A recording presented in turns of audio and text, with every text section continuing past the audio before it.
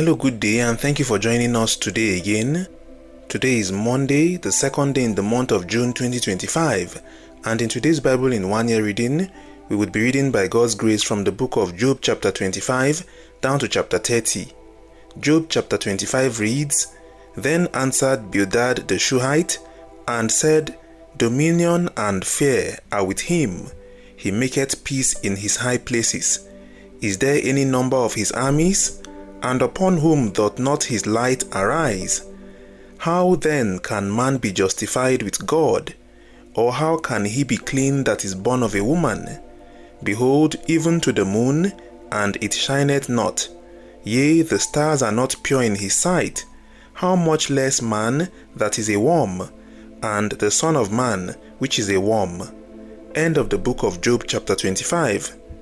Job chapter 26 reads, "And Job answered and said, How hadst thou helped him that is without power?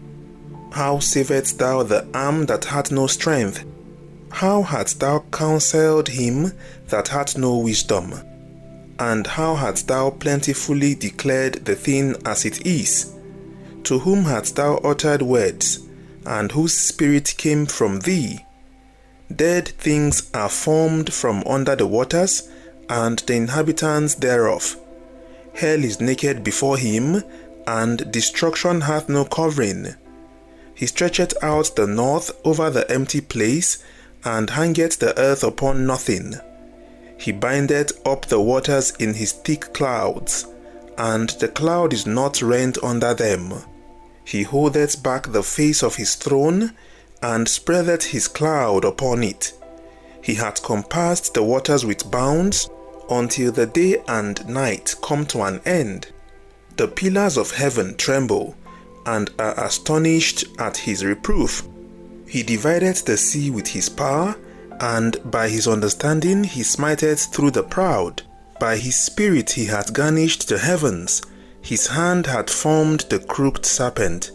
Lo, these are parts of his ways, but how little a portion is heard of him! But the thunder of his power who can understand? End of the book of Job chapter 26. Job chapter 27 reads, "Moreover, Job continued his parable, and said, As God liveth, who hath taken away my judgment, and the Almighty who hath vexed my soul. All the while my breath is in me, and the Spirit of God is in my nostrils. My lips shall not speak wickedness, nor my tongue utter deceit. God forbid that I should justify you. Till I die, I will not remove my integrity from me. My righteousness I hold fast, and will not let it go. My heart shall not reproach me so long as I live. Let mine enemy be as the wicked, and he that riseth up against me as the unrighteous. For what is the hope of the hypocrite, though he hath gained, when God taketh away his soul? Will God hear his cry when trouble cometh upon him? Will he delight himself in the Almighty? Will he always call upon God? I will teach you by the hand of God. That which is with the Almighty will I not conceal. Behold, all ye yourselves have seen it. Why then are ye thus altogether vain? This is the portion of a wicked man with God, and the heritage of oppressors, which they shall receive of the Almighty. If his children be multiplied, it is for the sword, and his offspring shall not be satisfied with bread. Those that remain of him shall be buried in debt, and his widows shall not weep. Though he heap up silver as the dust, and prepare raiment as the clay, he may prepare it, but the just shall put it on, and the innocent shall divide the silver. He buildeth his house as a moth, and as a booth that the keeper maketh. The rich man shall lie down, but he shall not be gathered. He openeth his eyes, and he is not. Terrors take hold on him as the waters. A tempest sealeth him away in the night. The east wind carrieth him away, and he departeth. And as a storm hauleth him out of his place. For God shall cast upon him, and not spare. He would fain flee out of his hand. Men shall clap their hands at him, and shall hiss him out of his place. End of the book of Job chapter 27. Job chapter 28 reads, Surely there is a vein for the silver, and a place for gold where they find it. Iron is taken out of the earth, and brass is molten out of the stone. He setteth an end to darkness, and searcheth out all perfection. The stones of darkness and the shadow of death. The flood breaketh out from the inhabitants, even the waters forgotten of the foot. They are dried up, they are gone away from men. As for the earth, out of it cometh bread, and under it is turned up as it were fire. The stones of it are the place of sapphires, and it hath dust of gold. There is a path which no fowl knoweth, and which the vulture's eye hath not seen. The lion's whelps have not trodden it, nor the first lion passed by it. He putteth forth his hand upon the rock. He overturneth the mountains by the roots. He cutteth out rivers among the rocks, and his eye seeth every precious thing. He bindeth the floods from overflowing, and the thing that is hid bringeth he forth to light. But where shall wisdom be found? And where is the place of understanding? Man knoweth not the price thereof, neither is it found in the land of the living. The depth saith, It is not in me, and the sea saith, It is not with me. It cannot be gotten from gold, neither shall silver be weighed for the price thereof. It cannot be valued with the gold of Ophir, with the precious onyx or the sapphire. The gold and the crystal cannot equal it, and the exchange of it shall not be for jewels of fine gold. No mention shall be made of coral or of pearls. For the price of wisdom is above rubies. The topaz of Ethiopia shall not equal it, neither shall it be valued with pure gold. Whence then cometh wisdom? And where is the place of understanding? Seeing it is hid from the eyes of all living, and kept close from the fowls of the air. Destruction and death say, We have heard the fame thereof with our ears. God understandeth the way thereof, and he knoweth the place thereof. For he looketh to the ends of the earth, and seeth under the whole heaven, to make the weight for the winds, and he weigheth the waters by measure. When he made a decree for the rain, and a way for the lightning of the thunder, then did he see it, and declare it. He prepared it, yea, and searched it out. And unto man he said, Behold the fear of the Lord, that is wisdom, and to depart from evil is understanding. End of the book of Job chapter 28. Job chapter 29 reads, Moreover, Job continued his parable and said, O that I were as in months past, as in the days when God preserved me, when his candle shined upon my head, and when by his light I walked through darkness, as I was in the days of my youth, when the secret of God was upon my tabernacle, when the Almighty was yet with me, when my children were about me, when I washed my steps with butter, and the rock poured me out rivers of oil, when I went out to the gate through the city, when I prepared my seat in the street. The young men saw me and hid themselves, and the aged arose and stood up. The princes refrained talking, and laid their hand on their mouth. The nobles held their peace, and their tongue cleaved to the roof of their mouth. When the ear heard me, then it blessed me, and when the eye saw me, it gave witness to me. Because I delivered the poor that cried, and the fatherless, and him that had none to help him. The blessing of him that was ready to perish came upon me, and I caused the widow's heart to sing for joy.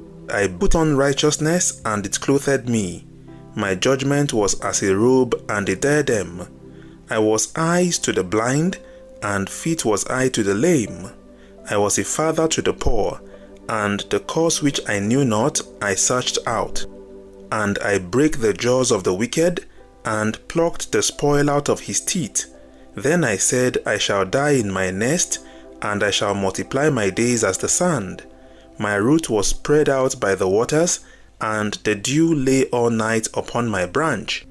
My glory was fresh in me, and my bow was renewed in my hand. Unto me men gave ear and waited, and kept silence at my counsel.